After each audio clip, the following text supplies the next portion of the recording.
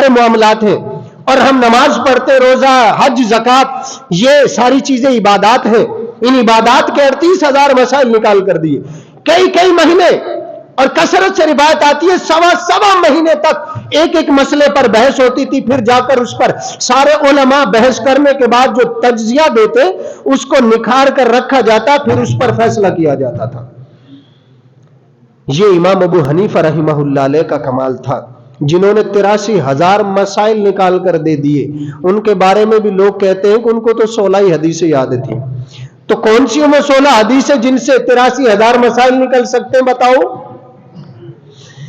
ایسی دنیا کی کون سی 16 حدیثیں ہیں جو 83,000 مسائل نکال دے؟ لیکن اس امت کا یہ ذبوحالی اور اس امت کی یہ بدنصیبی کہے تو بات غلط نہ ہوگی کہ یہاں پر سچے اور اچھوں کی مخالفتیں ہمیشہ سے ہوتی آئی ہیں. اور اسی مخالفت کا ایک اثر تھا. امام باقر رضی اللہ تعالی عنہ اور امام ابو حنیفہ رحمہ اللہ علیہ کے بیچ میں بھی لوگوں نے اختلاف ڈالنے کی کوشش کی اور کہا حضرت ایک ابو حنیفہ نامی شخص ہے، نعمان بن ثابت نامی شخص ہے، جو آپ کے جد اعلی حضور سرور کائنات صلی اللہ علیہ وآلہ وسلم کے دین میں قیاس کو ایجاد کیے ہوئے ہیں. حبیب علیہ السلام کی حدیثوں کو چھوڑ کر قیاس پہ عمل کرتا ہے. حضور سیدنا امام ابو حنیفہ رحمہ اللہ علیہ حج کرنے تشریف لے گئے، مسجد نبوی شریف میں تشریف فرما ہوئے یا مطاف کعبہ شریف حرم شریف میں تھے. حضور سیدنا امام باقر رضی اللہ تعالی عنہ ان پر لوگ ٹوٹ کے پڑھ رہے ہیں، ان سے سلام اور کلام اور ان کی طرح مسابقت کر رہے ہیں. حضور امام ابو حنیفہ رحمہ اللہ علیہ نے ابھی امام باقر رضی اللہ تعالیٰ عنہ کو دیکھا نہیں تھا، آگے بڑے سمجھ گئے. فراست تھی نا، اور فراست بڑی کمال کی تھی آپ کی. آپ شاگردوں کو تعلیم فرما رہے تھے، اسی آسنے میں ایک شخص وہاں سے قریب سے گزرا. آپ نے اسے نظر بھر کے دیکھا. آپ نے فرمایا یہ شخص کوئی بچوں کو پڑھانے والا استاد ہے. شاگرد حیران ہو گئے کہ وہ تو پہلی دفعہ ہی ہم نے دیکھا، حضرت نے کہاں دیکھا ہوگا. دوسری بات یہ کہ آپ نے فرمایا کہ اس کے آستینے میں کوئی میٹھی چیز بھی موجود ہے. اور تیسری بات یہ کی کہ یہ شخص بڑا فکر مند ہے. یہ تین چیزیں جب پیش کی، فکر مند سے مراد یہ تھی کہ یہ بچوں پر بڑی توجہ سے محنت کرنے والا استاد ہے، معلم ہے، بچوں کو پڑھاتا ہے، اور پھر بڑی گہری نظر سے پڑھاتا ہے. اور تیسرا یہ کہ اس کے ہاتھ کی آستین میں، یہ آستین، اس میں کوئی میٹھی چیز رکھی ہوئی ہے اس کے پاس. ایک ساتھی نے اٹھ کر یہ تجزیہ کیا کہ ٹھیک حضرت نے جو فرمایا دیکھیں تو صحیح ہے، کس قدر درست ہے. ان سے پوچھا کہ آپ کہاں سے آئے، کہاں جا رہے ہیں؟ انہوں نے کہا میں بہت دور سے آیا اور بہت دور ہی جانا ہے، میں مسافر ہوں. یہ بات ثابت ہو گئی پہلی کہ آپ نے فرمایا کوئی مسافر ہے. دوسری بات اس نے تجزیہ کیا کہ آپ کام کیا کرتے ہیں؟ انہوں نے کہا میں بچوں کو پڑھاتا ہوں مسجد کے اندر. انہوں نے کہا دوسری پیشن گوئی، دوسری بات بھی آپ نے فراست جو بتائی تھی وہ بھی درست ہے. اب تیسری بات رہ گئی وہ کہ اس کے پاس آستین میں کوئی میٹھی چیز ہے. اس پوچھنے والے نے ہاتھ ہی پکڑ لیے دونوں. ہاتھ پکڑنے کے بعد انہوں نے کہا اب تو کوئی حرکت نہیں کرے گا، میں تیرے پوچھے بغیر خود دیکھوں گا. ان کی آستینوں کو پلٹ کر دیکھا تو ان میں کشمش رکھی ہوئی تھی. اب وہ دوڑا ہوا اپنے استاد کے پاس، وہ شاگرد آیا، عرض کی حضور آپ نے کیسے پہچان لیا؟ آپ نے فرمایا کہ اس بندے نے جب یہاں سے گزر کیا تو اس کی نظر ادھر ادھر اٹھ رہی تھی. اور جو مسافر ہوتا ہے نا، جب وہ سفر کر رہا ہوتا ہے کبھی ادھر دیکھ رہا ہوتا ہے کبھی ادھر دیکھ رہا ہوتا ہے. آپ نے کبھی غور نہیں کیا ہوگا ان باتوں پہ؟ شاید یہ بڑی فکر کی، عقل اور شعور کی بات ہے. امام صاحب نے فرمایا دوسری بات، میں نے اس کی آستین پر مکھی بیٹھتے ہوئے دیکھی، میں سمجھ گیا کہ مکھی میٹھی چیز پر بیٹھتی ہے، اس کی آستین کے اندر کوئی میٹھی چیز ہوگی. اور تیسری چیز یہ کہ یہ بچوں پر بڑی گہری توجہ سے نظر ڈال رہا تھا. میں سمجھ گیا گہری نظر سے تو ایک اچھا استاد ہی نظر ڈال سکتا ہے. یہ آپ کی فراست تھی. آپ نے اسی طرح حرم شریف کے اندر فراست سے امام باقر رضی اللہ تعالیٰ عنہ کو پہچان لیا. اور پہچان کے آپ کا ہاتھ کا بوسہ دیا. امام باقر رضی اللہ تعالیٰ عنہ نے بھی آپ کو پہلے نہیں دیکھا تھا. فرمایا کہ آپ ہی نعمان بن ثابت جو میرے دادا جان، میرے نانا جان، میرے جد اعلیٰ جان کی احادیث کو چھوڑ کر قیاس پر فتویٰ دیتے ہو، قیاس پر عمل کرتے کراتے ہو. امام ابو حنیفہ رحمہ اللہ علیہ کے بارے میں جنہوں نے بد لگامیاں کی ہیں، بد زبانیاں کی بدبختوں نے، اب سن لیں کہ وہ لوگوں نے کتنا ظلم کیا اہل حق پر. امام صاحب ہاتھ باندھ کر کھڑے ہو گئے. عرض کی حضور آپ اپنی مبارک مسند پر بیٹھے، میں حاضر ہوتا ہوں غلاموں کی طرح اور ہاتھ باندھ کر آپ کی بارگاہ میں دو زانوں بیٹھ کر سارے مسائل کا جواب دوں گا. آپ اندازہ لگائیں کتنی محبت اور کتنا ادب کیا تھا سید زادے کا. امام ابو حنیفہ رحمہ اللہ علیہ آگے بڑھتے ہیں. آگے بڑھ کر حضور سیدنا امام باقر رضی اللہ تعالی عنہ کی بارگاہ میں پیش ہوتے ہیں. بارگاہ میں پیش ہونے کے بعد عرض کرتے ہیں حضور میں آپ سے 3 سوال کرتا ہوں، توجہ سے سننا، بڑی قیمتی فکر کی باتیں ہیں. میں آپ سے 3 سوال کرتا ہوں. الرجل اضعف ام المرأة، حضور آپ فرمائیں کیا مرد کمزور زیادہ ہوتا ہے یا عورت زیادہ کمزور ہوتی ہے؟ حضور سیدنا امام باقر رضی اللہ تعالی عنہ نے فرمایا قال باقر المرأة اضعف من الرجل، عورت زیادہ کمزور ہوتی ہے مرد کی نسبت. جب یہ طے ہو گیا کہ عورت کمزور زیادہ ہوتی ہے مرد طاقتور ہوتا ہے، تو آپ نے عرض کی حضور پھر سن لے، آپ کے نانا جان نے فرمایا تھا مرد کا وراثت میں 2 حصہ، عورت کا 1 گنا حصہ ہے. عورت کا جتنا وراثت میں حصہ ہوگا مرد کا اس سے 2 گنا ہوگا، یعنی 2 ہوگا. تو آپ خود بتائیں کہ اگر میں اپنے قیاس پر عمل کرتا تو عقل اور قیاس اور رائے تو یہی کہتی ہے کہ جو کمزور ہے اسے 2 دے دو، جو طاقتور ہے اسے آدھا دے دو. یہی تھا فیصلہ. ہذا قول جدی کا، یہ آپ کے نانا جان کا قول ہے جس پر میں نے فتویٰ دیا. لو کان ینبغی بالقیاسی، اگر میں قیاس کر رہا ہوتا اور میں نے قیاس کیا ہوتا تو لازمی لامرتھا، میں لازمی عورت کے لیے حکم دیتا، لازمی عورت کو حکم دیتا کہ اس کا حصہ 2 ہو. لینبغی بالقیاس، مناسب ہوتا نا قیاس کرنا، تو میں ضرور امرتھا، تو میں ضرور عورت کو حکم دیتا سہمان 2 حصوں کا، وللرجل سہم، مرد کو 1 حصے کا حکم دیتا، عورت کو 2 حصوں کا حکم دیتا. کیونکہ کمزور کو 2 کی ضرورت ہوتی ہے، پاور کی ضرورت ہوتی ہے. لیکن میں نے ایسا نہیں کیا، اس لیے کہ آپ کے نانا جان نے ایسا نہیں فرمایا. آپ کے نانا جان نے جو فرمایا میں نے تو وہی فتویٰ دیا ہے. اچھا اب دوسرا سوال آگے آ گیا. حضور آپ یہ فرمائیں البول اقدر ام النطفۃ، پیشاب کا قطرہ زیادہ ناپاک ہوتا ہے یا منی کا قطرہ زیادہ ناپاک ہوتا ہے؟ دونوں میں سے کون سے زیادہ ناپاک ہوتا ہے؟ آپ نے فرمایا اقدر، البول اقدر من النطفۃ، پیشاب کا قطرہ زیادہ ناپاک ہوتا ہے. تو امام ابو حنیفہ رحمہ اللہ علیہ نے فرمایا میں بھی تو یہی کہتا ہوں، ھذا قول جدی کا، لو کان ینبغی بالقیاسی، اگر قیاس کی بات کی جائے اور میں قیاس کرتا تو میں کہہ دیتا لامرتھا، میں عورت کو حکم دیتا، مرد کو حکم دیتا کہ وہ پیشاب کرنے کے بعد تو غسل کرے اور آپس میں مل لینے کے بعد، میاں بیوی جب مل لے تو اس کے بعد وضو کر کے کام چلا لیں. حالانکہ آپ کے نانا جان نے فرمایا ہے کہ پیشاب حدث اصغر کا سبب ہے اور منی حدث اکبر کا سبب ہے. آپ کے نانا جان نے جو فتویٰ دیا، میں بھی جو فرمایا حبیب علیہ السلام، میں بھی وہی فتویٰ دیتا ہوں. آپ بڑے حیران ہوئے، بات تو یہ بھی درست ہے. پیشاب کا معاملہ حل ہوا، وراثت کا معاملہ حل ہوا. تیسرے سوال کی طرف بڑھے. امام ابو حنیفہ رحمہ اللہ علیہ ہاتھ باندھ کر दो जानू होकर सामने बैठे हुए हैं और ये सारा कुछ अर्ज कर रहे हैं। हुजूर अब आप तीसरा सवाल ये फरमाए कि नमाज ज्यादा अहम होती है या रोजा ज्यादा अहम होता है? अस्सलातु अफदलु अमीर सौम, नमाज ज्यादा अहम है या रोजा ज्यादा अहम है? हुजूर इमाम बाकर रदी अल्लाह ताला अन्हु ने फरमाया नमाज ज्यादा अहम है रोजे की निस्बत।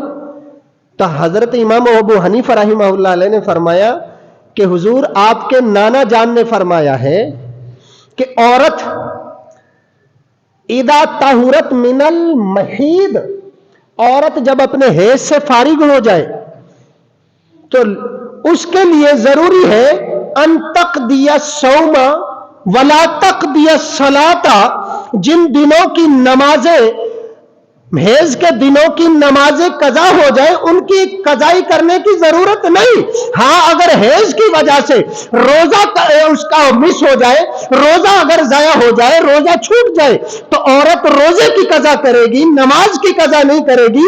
अकल यह कहती है जो ज्यादा अहम है उसकी कजा की जाए, लेकिन आपके नाना जान ने तो फरमा दिया नमाज की कजा नहीं, रोजे की कजा करेगी। हुजूर मैं भी तो यही कहता हूं, रोजे की कजा करेगी, नमाज की कजा नहीं करेगी। अगर पेशाब औरत या मर्द करे तो वुजू करके पाकी पाएंगे, वो गुस्ल नहीं करेंगे। अगर मिल लेंगे तो उसने गुस्ल करना होगा, नमाज सिर्फ वुजू करके नहीं पढ़ी जाएगी। और विरासत में मर्द का 2 गुना हिस्सा होगा, औरत का 1 गुना हिस्सा होगा। अकल तीनों चीजों में मुख्तलिफ फतवा देती है, लेकिन आका, मेरे आका सैयदों के सरदार आपके नाना जान ने फरमाया था कि औरत का हिस्सा मर्द के मुकाबले में आधा है और पेशाब करने वाला वुजू करके नमाज पढ़ेगा। और जिसको एहतलाम हो जाए वो नमाज गुस्ल करके पढ़ेगा, और जो इस औरत को हैज आए वो उस हैज के दिनों की नमाजों की कजा नहीं बल्कि रोजों की कजा करेगी। ये आपके नाना का हुक्म है, आपके नाना का फरमान है। हुजूर जो आपके नाना ने फरमाया वही अबू हनीफा कहता है। अब आप खुद अंदाजा लगा ले कि मैं आपके नाना की हदीस छोड़कर अपनी राय पे अमल करता हूं या आपके नाना जान के एक एक हुक्म पर अपनी जान फिदा करता हूं। इतनी बात होने के बाद हुजूर सैयदना इमाम बाकर रज़ी अल्लाह अन्हु खड़े हो गए, सारे लोग उठ खड़े हुए। हुजूर इमाम बाकर रज़ी अल्लाह अन्हु ने इमाम आजम रज़ी अल्लाह अन्हु को आगे खींचा, आगे खींचकर आपने घुट कर मजबूती के साथ, ताकत के साथ बगलगीर हुए यानी गले लगे, जफ्फियां पाई। उसके बाद इमाम अबू हनीफा रहमहुल्लाह अलैह की पेशानी पर बोसा दिया और आप जब वहां से वापस तशरीफ लाए तो अपने मुरीदीन को इमाम बाकर रज़ी अल्लाह ताला अन्हु ने फरमाया सुन लो, ये शख्स मेरे नाना जान के इल्म का वारिस है, ये शख्स इज्जत और एहतराम और कमाल का मुस्तहिक है, ये शख्स इज्जत और अफजाई का हकदार है। अल्लाह अकबर। अगर इंसान आका की बारगाह में सही वफादारी पेश कर दे तो कमाल होता है। हुजूर मुजद्दिद अल-फिसानी शेख अहमद सरहिंदी मकतूबात रब्बानी में फरमाते हैं, आप फरमाते हैं कि मैंने कश्फ से देखा कि शरीयत का 4 हिस्से किए जाएं, 4 हिस्से शरीयत के, 3 हिस्से तो 100% अबू हनीफा ने हासिल किए और चौथे हिस्से में दूसरे इमामों के साथ अबू हनीफा का भी हिस्सा मौजूद है। और हुजूर मुजद्दिद अल-फिसानी फरमाते हैं कि इमाम अबू हनीफा रहमहुल्लाह अलैह ने जो फिक्र तैयार की, इल्म तैयार किया, वो इल्म एक दरिया है और दूसरे इमामों का जो इल्म है वो नालियां हैं और हौज हैं। अब आप समझ जाएं कि कितने बड़े इल्म के पाए थे। इसीलिए तो मेरे हबीब अलैहि सलाम ने फरमाया लौ कान इल्मुन इंद सुरैया लतनालहु अबनाउ फारिस। फारिस का एक जवान, फारिस का एक शहंशाह उस इल्म को आसमान के सितारों पर से भी हासिल करके ले आएगा, और वो इल्म हासिल करने वाला अबू हनीफा की जात अक़दस है। इमाम अबू हनीफा रहमहुल्लाह अलैह आपके पास एक जरूरतमंद आया, उसने कहा हुजूर कुछ अता फरमा दे। आप नमाज पढ़कर मुसल्ले से हटे ही थे, वो फौरन आगे, उसने कहा हुजूर मुझे जरूरत है, 1000 दिरहम अगर मिल जाए, मेरा कर्जा उतर जाए और मेरी जरूरत पूरी हो जाए। आपने फरमाया जाओ, अभी मैंने मुसल्ले को पलटा नहीं है, जाकर निकाल लो। उसने मुसल्ले को उठाया, पूरे 1000 दिरहम उसे अता हो गए। आप एक दफा तशरीफ ले जा रहे थे, आपके जूते में एक नजासत लगी, आपने उस नजासत को पांव ऐसे झटक कर, इस तरह छटक कर जब छुड़ाना चाहा तो वो एक दीवार पर नजासत जा लगी। ये बारीकी सुन ले, हमें कितनी मोहतात जिंदगी बसर करना चाहिए।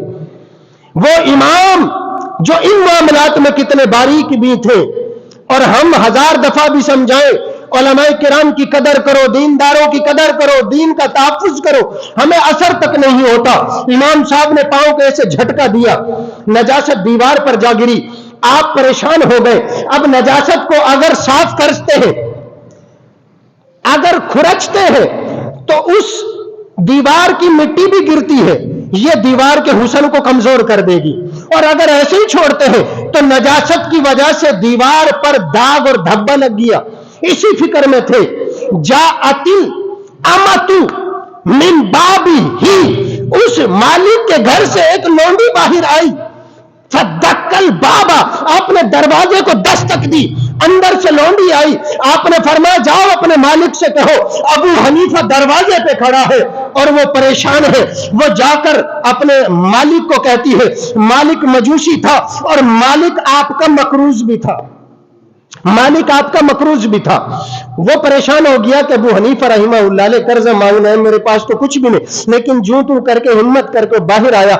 उसने आते ही सलाम पेश किया अपनी आदत के मुताबिक और कहा हजरत अभी मेरे पास आपको देने के लिए कुछ नहीं।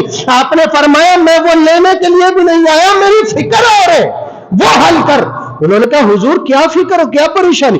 फरमाया कि मेरे जूते में नजासत लगी थी, मैंने झटका देकर उसे छुड़ाना चाहा तो तेरी दीवार से जा लगी। अब मैंने सोचा कि इसको अगर साफ करता हूं तेरी दीवार पर निशान बन जाएंगे, हुस्न खराब होगा, और अगर लगा रहने देता हूं तो मेरी वजह से तेरी दीवार नापाक हो जाती है, और हुई है।